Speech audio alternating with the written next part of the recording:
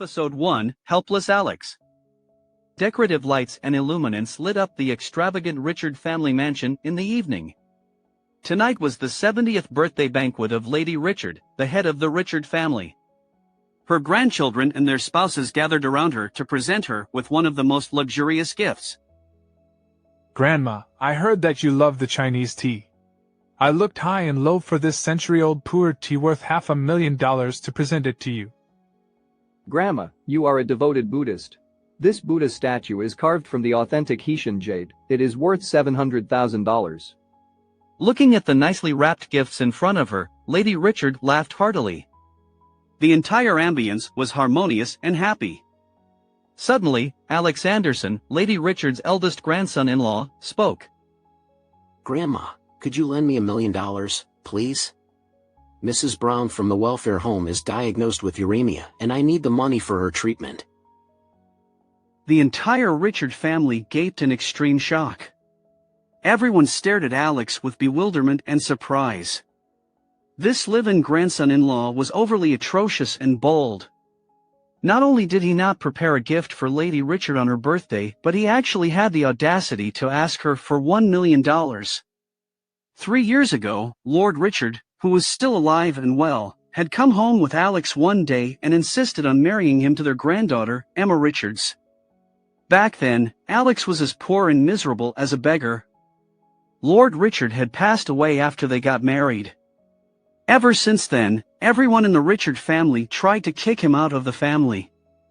However, Alex was always indifferent and nonchalant like a statue despite the insults and ridicule, and he spent his days in the Richard family quietly as a live-in son-in-law. He was at his wits' end that he had to borrow money from Lady Richard today. Mrs. Brown, who had taken him in and saved his life, had uremia. She needed at least $1 million for dialysis and a kidney transplant. He had no other ideas except for asking for Lady Richard's help.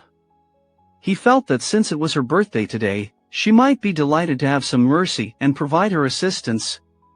However, Lady Richard was still laughing gleefully when abruptly her lips curled downwards and his eyes furrowed indignantly. She hurled the teacup in her hand to the floor and growled. Bastard. Are you here to celebrate my birthday or borrow money? Emma hurried forward and said, Grandma, Alex is not thinking straight. Please forgive him. She then pulled her husband aside frantically. At this moment, Oliva, Emma's cousin, sneered in disdain. Emma, look at the piece of trash you're married to. Daniel is only my fiancé and we haven't even gotten married yet, but he gifted Grandma the jade Buddha. Look at your good-for-nothing husband. Not only did he come empty-handed, but he also has the nerve to ask Grandma for money. You're right. We're both the grandsons-in-law of the Richard family, but you're such a disgrace. The man who was talking was Daniel White, Olivia's fiancé, who was also the son of the wealthy family in town. Although Daniel was about to marry Olivia, in his eyes, Emma was so much more beautiful and elegant than his fiancé. Emma Richard was the famous goddess of beauty in Orris Hill, but Daniel was very frustrated and irritated when such a beauty got married to a loser. It's best for this useless loser to get out of the Richard family now. Yes. He is such a disgrace to our family. Perhaps his intention is not to borrow money but to spoil the joyful ambience of Grandma's birthday instead. Alex clenched his fists tightly as the entire Richard family was humiliating and ridiculing him. If it wasn't for the sake of the urgency, he would have left this annoying place. However, his father's words echoed in his head. He had taught him to be grateful for the help he received and to return the favor tenfold. Hence, he suppressed the fury and humiliation slowly building within him and said to Lady Richard, Grandma, whoever saves one life saves the world entirely. Please, I beg for your mercy. Someone in the room snorted loudly. Mr. Anderson, stop force-feeding chicken soup to Grandma. If you want to rescue someone, you can find a way on your own. Who do you think you are to ask for money from Grandma? It was Olivia's brother, Thomas Richard. The sinister brother and sister had always been prejudiced against Emma, who was superior to them in every aspect. Hence, they would always attack Alex at any chance they could seize. Emma, who was wearing a slightly awkward expression on his face, started. Grandma, Alex's father died when he was 8. It was Mrs. Brown at the welfare home who had brought him up. He is utterly grateful of her graciousness, and that is why he wants to return the favor so badly. Could you please help him? Lady Richard growled with an indignant face. You want me to help him? Okay, divorce him now and marry Mr. Alexander. If you do as I say, I'll give him $1 million right away. The Mr. Alexander that Lady Richard was referring to was Alexander, a man who was always pursuing Emma despite her married status. The Alexander family was one of the prominent families in the upper social circle in Orris Hill, which was much more powerful than the Richard family. Lady Richard had always wanted to get on their good side. At this moment, the butler sprinted in and said, Mr. Alexander sent a birthday gift to Lady Richard. It is a Buddha talisman carved from the jadeite stone worth $3 million. Lady Richard broke into a large smile and quickly blurted, Bring it to me. Let me see. The butler immediately presented the emerald green Buddha talisman, which sent waves of exclamation across the living hall. The emerald talisman was crystal clear with its vibrant and sharp colors, without any trace of impurities. It was of the finest jade quality. Dange, who had gifted the Buddha statue, gloomed in irritation instantly. He didn't expect Alexander, who had nothing to do with the Richard family, to be so generous and lavish. Lady Richard caressed the talisman cheerfully and said, Oh, Mr. Alexander is so sensible. It will be a sweet dream come true if he were my grandson-in-law. Then, she lifted her gaze at Emma and asked, So, how's that? Do you want to consider my terms and conditions? Emma shook her head decidedly. No, Grandma. I will never divorce Alex. A dark stormy cloud instantly hovered beneath Lady Richard's eyes. She shouted angrily, You ungrateful thing. What good is that loser? Why do you want to waste your time on him? Kick that loser out of my house. He is not allowed at my birthday banquet. I don't want to see his face. Alex heaved a sigh of dismay and regret. He didn't want to stay with the Richard family anymore, so he said to Emma, Emma, I'm going to the hospital to visit Mrs. Brown's. Emma said quickly. I'll go with you. Lady Richard shouted again. If you leave now, you're no longer my granddaughter. You can take your mom, your dad, and that loser and get out of the Richard family. Emma stared at her grandmother, shocked. She did not expect to hear such a harsh comment from her. Alex interjected. You stay here, don't worry about me. Before Emma could compose herself from the trance, he turned and left. Thomas laughed behind him. Hey, my dear Alex, if you leave with an empty stomach, will you go on the street and beg for food? If you do so, you'll tarnish our family name.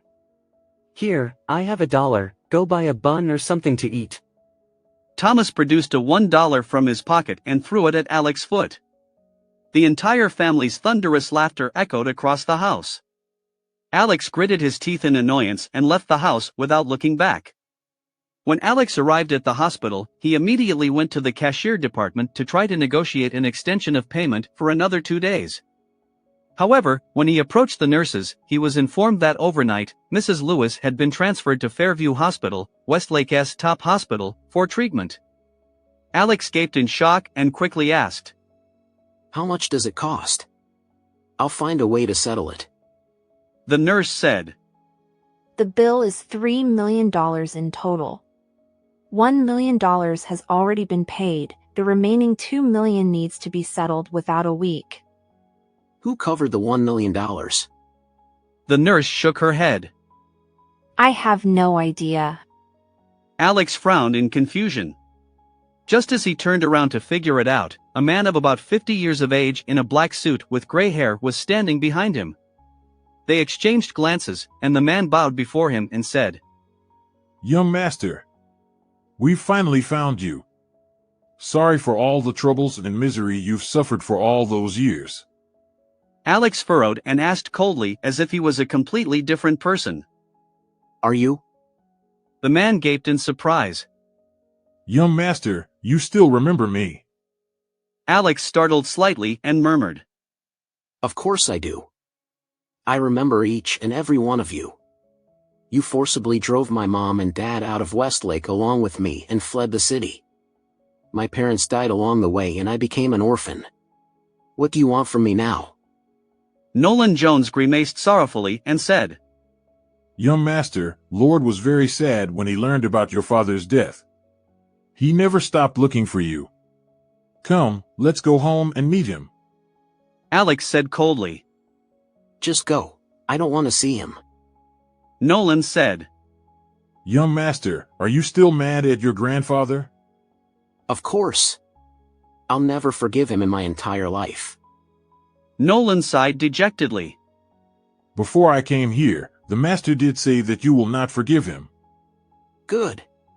Luckily, he still has some senses in him. Nolan continued. Lord Anderson knows that you've had a hard life for so many years and he's asking me to compensate you. If you don't want to go home, he will buy the largest company in Oris Hill and give it to you. Besides, here, take this card, the PIN number is your birthday. Nolan handed over the premium black card from Starbank. Young master, there are only 5 of such cards in the country. Alex shook his head sternly. No, I don't want it. Take it away. Young master, Mrs. Brown is still $2 million in debt for her medical bills. If she doesn't pay up, she might be in danger. Are you threatening me? Is this part of your sinister plan? Nolan waved his hands frantically. Oh no. We wouldn't dare do such a thing. Keep the card, then you'll have enough money to pay the bill. Alex asked. How much is in this card? Lord Anderson said that he deposited some pocket money for you in this card. It's not much, just $10 billion.